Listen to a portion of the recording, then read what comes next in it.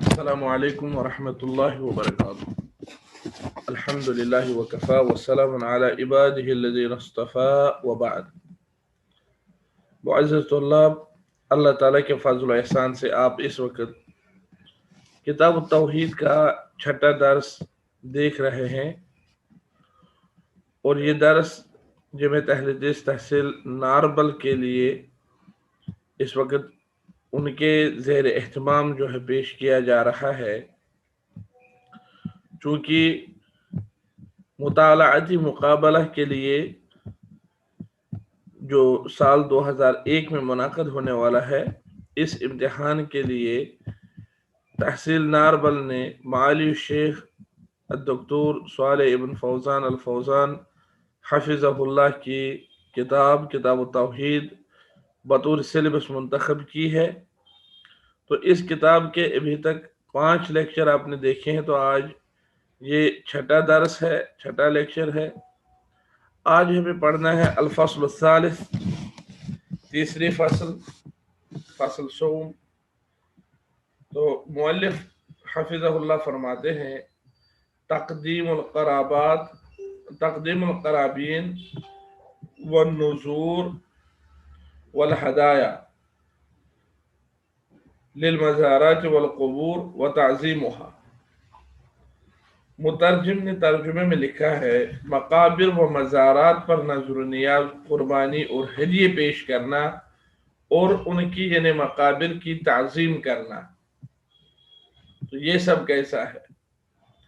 کہتے ہیں رسول اللہ صلی اللہ علیہ وسلم نے شرک کے سارے راستے بند فرما دیے ہیں، اور شرک اور شرکیہ اعمال سے بڑی تاکید کے ساتھ مسلمانوں کو باخبر کر دیا ہے۔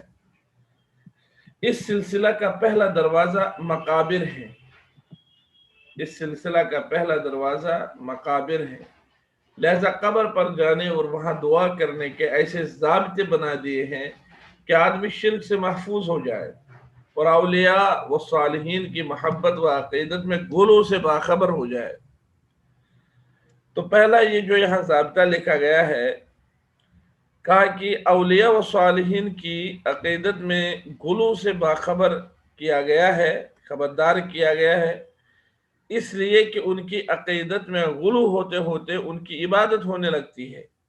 ارشاد نبوی ہے ایاکم الغلو فانما اہلک من کان قبلکم الغلو، غلو سے بچو، اس لیے کہ تم سے پہلے جو ہلاک ہوئے وہ دین میں غلو کرنے کی وجہ سے ہی ہلاک و برباد ہوئے ہیں۔ غلو کس کو بولتے ہیں؟ غلو کا مطلب ہے حد سے بڑھانا کسی کو، جتنی تعظیم اس کا حق ہے اس سے زیادہ اس سے تعظیم کرنا، اور یہاں تک کہ عبادت کرنا، تو یہ غلو ہے۔ اللہ کی عبادت وہ غلو نہیں ہے، لیکن کسی بندہ کی اتنی زیادہ تعظیم کرنا کہ عبادت کے درجے تک پہنچے، تو یہ غلو ہے، زیادتی ہے، اضافہ ہے، حد سے تجاوز ہے۔ ایک اور جگہ ارشاد فرمایا رسول اللہ صلی اللہ علیہ وسلم نے لا تطرونی کما اطرت النصارى عیسی ابن مریم فانما انا عبد فقولوا عبد اللہ ورسولہ، میری تعریف میں مبالغہ، غلو و مبالغہ نہ کرو، جیسے کہ نصارہ نے عیسی ابن مریم کے لیے کیا۔ میں بندہ ہوں، لہذا مجھے اللہ کا بندہ اور اس کا رسول کہو، یعنی مجھے اس بندہ ہونے کے مرتبہ سے اوپر اتنا نہ اٹھانا جس طرح عیسائیوں نے عیسیٰ علیہ السلام کو بندہ ہونے کے مرتبے سے اٹھا کر کے معبود کے مرتبے تک پہنچایا، تو آپ ایسا نہ کرنا۔ دوسرا نقطہ ہے رسول اللہ صلی اللہ علیہ وسلم نے قبروں کو پختہ بنانے اور اس پر تعمیر کرنے سے منع فرمایا ہے، جیسے کہ حضرت ابو الحیاج الاسدی سے روایت ہے، آپ کہتے ہیں کہ حضرت علی ابن ابی طالب رضی اللہ تعالی عنہ نے مجھ سے کہا الا ابعثک، کیا میں تمہیں اس مہم کے لیے نہ بھیجوں، علی ما بعثنی علیہ رسول اللہ صلی اللہ علیہ وسلم، جس مہم کو سر کرنے کے لیے یعنی پورا کرنے کے لیے مجھے رسول اللہ صلی اللہ علیہ وسلم نے بھیجا تھا، ان لا تدع تمثالا الا طمسته، ولا قبرا مشرفا الا سویتہ، یہ کہ جہاں کہیں کوئی مجسمہ نظر آئے تو اسے توڑ ڈالو، اور جہاں بھی اونچی قبر دیکھو تو اس کو برابر کر دو۔ اسی طرح رسول اللہ صلی اللہ علیہ وسلم نے قبروں کو پختہ بنانے اور اس پر تعمیر کرنے سے سختی کے ساتھ روکا ہے۔ حضرت جابر رضی اللہ تعالیٰ عنہ سے روایت ہے، کہتے ہیں کہ نہا رسول اللہ صلی اللہ علیہ وسلم عن تجصیص القبر وان يقعد علیہ وان یبنى علیہ بناء، رسول اللہ صلی اللہ علیہ وسلم نے قبر کو پختہ کرنے اور اس پر بیٹھنے یا اس پر چھت تعمیر کرنے سے منع فرمایا ہے۔ تیسرا نقطہ ہے، قبروں کے پاس نماز پڑھنے سے بھی رسول اللہ صلی اللہ علیہ وسلم نے منع فرمایا ہے۔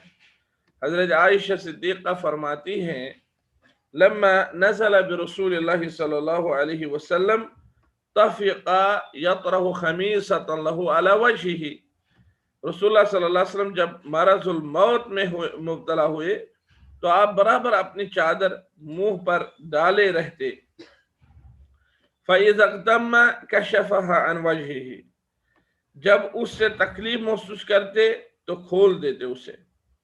فقال وهو كذلك، اس حالت میں آپ صلی اللہ علیہ وسلم نے فرمایا لعنت اللہ علی اليہود والنصارى، یہود و نصارہ پر اللہ کی لعنت ہو۔ کیوں؟ اتخذوا قبور انبیائہم مساجد، انہوں نے اپنے انبیاء کی قبروں کو مسجد بنا لیا۔ یحذر ما صنعوا، آپ اپنی امت کو اس چیز سے باخبر فرما رہے تھے۔ ولولا ذلك ابرز قبره غیر انه خشی ان يتخذ مسجدا، اگر ایسا نہ ہوتا تو آپ اپنی قبر کو نمایاں ولولا ذلك ابرز قبره، اگر ایسا نہ ہوتا ابرز قبره تو ان کی قبر جو ہے نمایاں کی جاتی، لیکن یہ خدشہ لاحق ہوا کہ لوگ کہیں اسے مسجد نہ بنا لیں، یہ خدشہ لاحق ہوا کہ کہیں لوگ اسے مسجد نہ بنائیں۔ نیز نبی صلی اللہ علیہ وسلم نے فرمایا الا وَإِنَّ مَنْ كَانَ قَبْلَكُمْ كَانُوا يَتَّخِذُونَ قُبُورَ أَنْبِيَائِهِمْ وَصَالِحِيهِمْ مَسَاجِدَ الا فلا تتخذوا القبور مساجد فإني أنهاكم عن ذلك، فرمایا خبردار، اچھی طرح سے سن لو کہ تم سے پہلے کی قومیں اپنے انبیاء و صالحین کی قبروں کو مسجد بنا لیتی تھی، خبردار قبروں کو مسجد نہ بنانا، سجدگاہ نہ بنانا، میں تمہیں اس چیز سے روک رہا ہوں۔ فإني أنهاكم عن ذلك، میں تمہیں اس چیز سے روک رہا ہوں۔ قبروں کو مسجد بنانے کا صاف مطلب ہے قبروں پر نماز پڑھنا، چاہے اس پر مسجد نہ بنائی گئی ہو۔ لہذا ہر وہ جگہ جسے نماز کے لیے مخصوص کیا جائے گا وہ مسجد ہوگی، مسجد کہلائے گی۔ رسول اللہ صلی اللہ علیہ وسلم نے فرمایا جعلت لی الارض مسجدا وطہورا، پوری زمین میرے لیے مسجد اور پاکیزہ طہورا یعنی پاکیزگی، طہارت کا سبب بنائی گئی ہے۔ لہذا اگر اس پر مسجد بن جائے تو یہ اور بری بات ہے، یعنی قبروں پر۔ اکثر لوگوں نے ان احکامات کی مخالفت کی ہے اور رسول اللہ صلی اللہ علیہ وسلم نے جن چیزوں سے روکا ہے ان کا ارتکاب کیا ہے، اس طرح وہ شرک اکبر و اعمال شرکیہ میں مبتلا ہو گئے ہیں۔ قبروں پر مساجد، مزارات و مقامات بنا لیے ہیں اور ان پر شرک اکبر کے اعمال ہو رہے ہیں، نظر و نیاز ہو رہا ہے، اصحاب قبر سے منت و مناجات اور دعا و استغاثہ سب کچھ ہو رہا ہے۔ علامہ ابن قیم رحمہ اللہ فرماتے ہیں اگر کوئی شخص مقابر سے متعلق رسول اللہ صلی اللہ علیہ وسلم کی سنت اور لوگوں کے موجودہ اعمال کے مابین جمع کرنے کی کوشش کرے تو جمع بین الضدین کا احساس ہوگا، یعنی ایسی دو چیزیں جمع کر رہا ہوں جو کبھی جمع نہیں ہوگی، دو ایسی چیزوں کا جمع کرنے والا ہوگا جو کبھی جمع نہیں ہو سکتی۔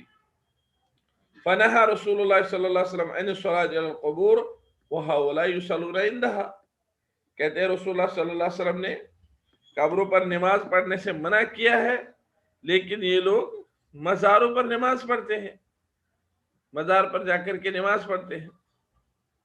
ونهى عن اتخاذها مساجد وهؤلاء يبنون عليها المساجد ويسمونها مشاهد مضاهاة لبيوت الله ونهى عن إيقاد السراج عليها وهؤلاء يوقفون الوقف على إيقاد المناديل عليها.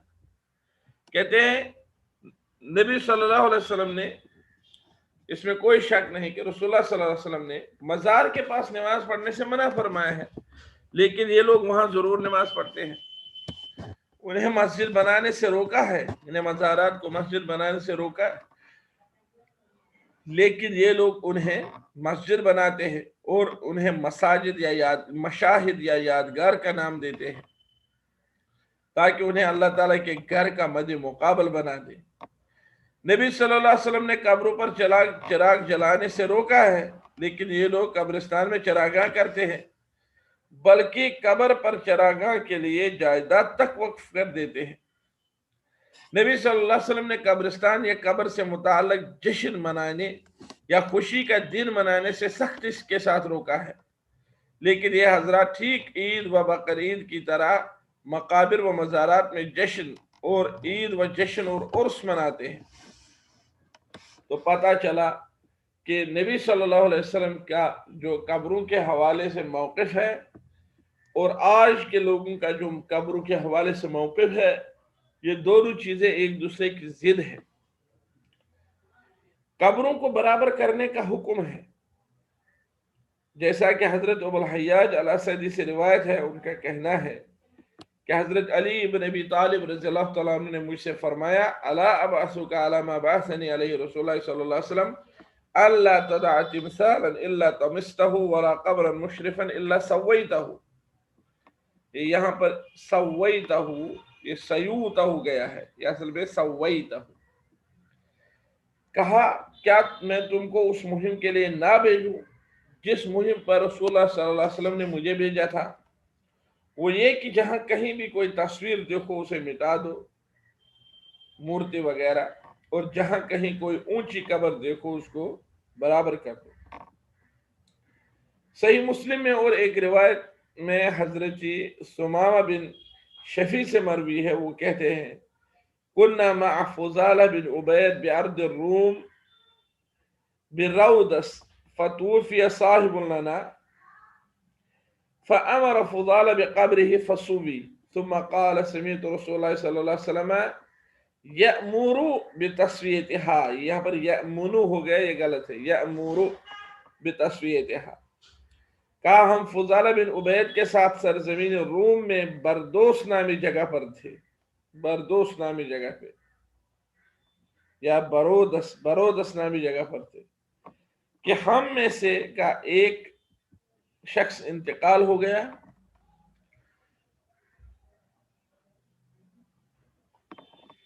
ہم میں سے ایک شخص انتقال ہو گیا.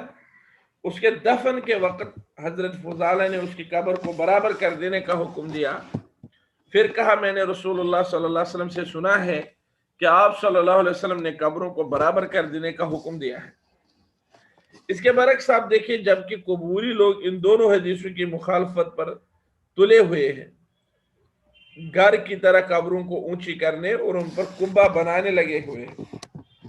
پھر علامہ ابن قیم رحمہ اللہ نے آگے فرمایا رسول اللہ صلی اللہ علیہ وسلم کی شریعت اور قبروں سے متعلق رسول اللہ صلی اللہ علیہ وسلم کے اوامر و نواہی اور آج کے قبوری حضرات کی من گھڑت شریعت کو دیکھو تو دونوں کے مابین کتنا فرق نظر آئے گا.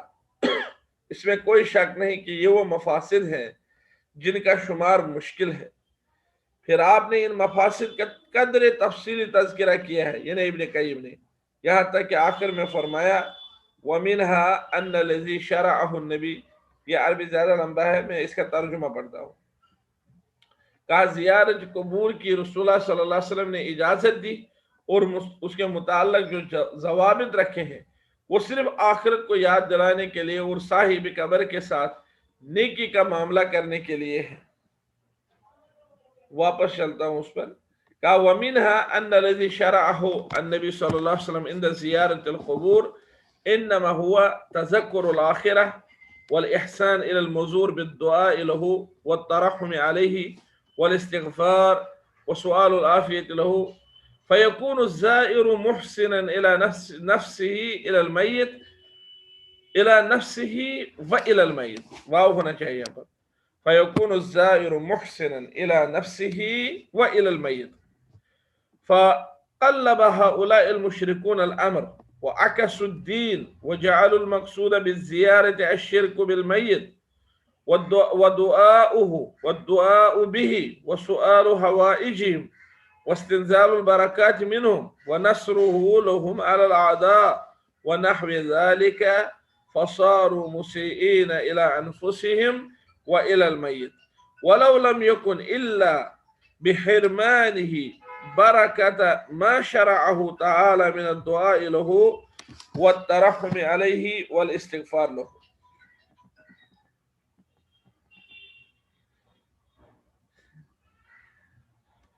یہاں پر مجھے لگ رہا ہے یہ عربی درست نہیں. وَلَوْ لَمْ يَكُنْ إِلَّا بِحِرْمَانِهِ، وَلَوْ لَمْ يَكُنْ إِلَّا بِحِرْمَانِهِ بَرَكَةَ مَا شَرَعَهُ. یہ بہرحال ترجمہ دیکھتا ہوں انہوں نے کیا لکھا.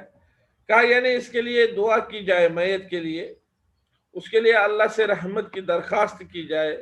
رسول اللہ صلی اللہ علیہ وسلم نے زیارت قبور کی رسول اللہ صلی اللہ علیہ وسلم نے جو اجازت دی اور اس کے متعلق جو ضوابط رکھے ہیں وہ صرف آخرت کو یاد دلانے کے لیے اور صاحب قبر کے ساتھ نیکی کا معاملہ کرنے کے لیے ہیں. یعنی اس کے لیے دعا کی جائے، اس کے لیے اللہ سے رحمت کی درخواست کی جائے، اس کے لیے استغفار کیا جائے اور عافیت کی دعا کی جائے. ان باتوں کے وجہ سے زیارت کرنے والا اپنے لیے بھی بھلائی کرتا ہے اور میت کے لیے بھی بھلائی کرتا ہے. لیکن قبوری مشرکوں نے معاملہ کو بالکل پلٹ دیا، دین کو سرے سے بدل دیا، زیارت کا اصلی مقصد شرک بنا لیا. لہذا میت سے اور میت کے واسطے سے دعا کی جاتی ہے، اسے کے توسل سے اپنی ضروریات مانگی جاتی ہیں، ان کے واسطے سے برکت نازل کی جاتی ہے، یعنی برکت مانگی جاتی ہے، دشمنوں پر نصرت کی دعا کی جاتی ہے وغیرہ وغیرہ. ان سب حرکات کی وجہ سے یہ لوگ اپنے اور میت کو فائدہ پہنچانے کے بجائے الٹا نقصان پہنچا رہے ہیں. اس میں اگر کچھ بھی نہ ہو پھر بھی شریعت اسلامیہ کی برکت سے محرومی تو ہو ہی جاتی ہے. کہتے ہیں ان سب سے یہ حقیقت، یعنی ان سب چیزوں سے یہ حقیقت کھل کر سامنے آ جاتی ہے کہ مقابر و مزارات پر نظر و نیاز پیش کرنا، قربانی کرنا شرک اکبر ہے، جس کا اصلی سبب قبر سے متعلق رسول اللہ صلی اللہ علیہ وسلم کے ارشادات اور عمل کی مخالفت ہے. آپ صلی اللہ علیہ وسلم نے قبروں پر تعمیر کرنے سے منع فرمایا ہے، ان پر مسجد بنانے سے روکا ہے، اس لیے کہ جب ان پر قبے بنائے جائیں گے تو پھر ان کے چاروں طرف سجدے شروع ہو جائیں گے یا لوگ نماز پڑھنے لگیں گے، جسے جاہل لوگ سمجھیں گے کہ ان کے اہل قبور نفع اور نقصان بھی پہنچاتے ہیں، اور جو ان سے مدد چاہتے ہیں وہ ان کی مدد کرتے ہیں، اور جو ان کے پاس جاتے ہیں وہ ان کی ضروریات پوری کرتے ہیں. یہ سوچ کر یہ جاہل لوگ، یعنی جن کے پاس زیادہ علم نہ ہو، یہ لوگ خوب نظر و نیاز پیش کرتے ہیں، جن کی وجہ سے یہ قبر آج بت کی شکل اختیار کر چکی ہے اور اللہ تعالیٰ کو چھوڑ کر انہی کی عبادت کی جا رہی ہے.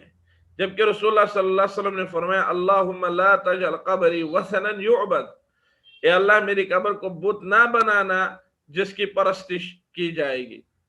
رسول اللہ صلی اللہ علیہ وسلم نے یہ دعا اس لیے کی تھی کہ آپ کی قبر کے علاوہ بہت سی قبروں کا ایسا حال ہونے والا تھا.